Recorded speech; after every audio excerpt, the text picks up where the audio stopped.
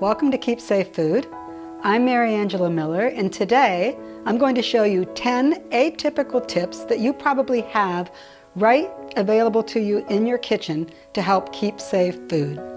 Tip number 1, use gloves that are one size larger than your hands. That way, it's easy to slide them off and on because you might have a lot going on in the kitchen. Tip number 2, secure your sponge. I wash mine every time I wash the dishes. In this great container, we'll hold it in place so it doesn't fly around and muck up the interior works. Tip number 3, become a hand sanitizer junkie.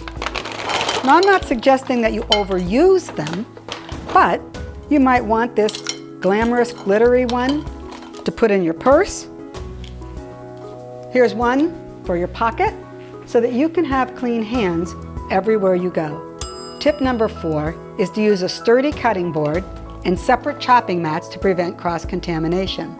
Tip number 5 is if you're lucky enough to have an Instahot, you can use it between slicing and dicing to keep your knife sanitary. Tip number 6 is have at least one big cooking thermometer. I like this one because it's easy to find in the drawer and it's hard to lose, especially if you take it outside and you're grilling. Also, because it comes with a sheath, you won't have to worry about impaling yourself if you're traveling with it.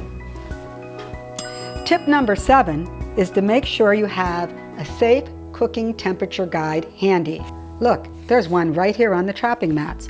Much, much easier than trying to rummage through your cookbook to find the page that lists how long to cook that hamburger. Tip number 8 is to make sure your refrigerator is below 40 degrees. And if you don't have a built-in thermometer, you can get an inexpensive one like this to hang in it.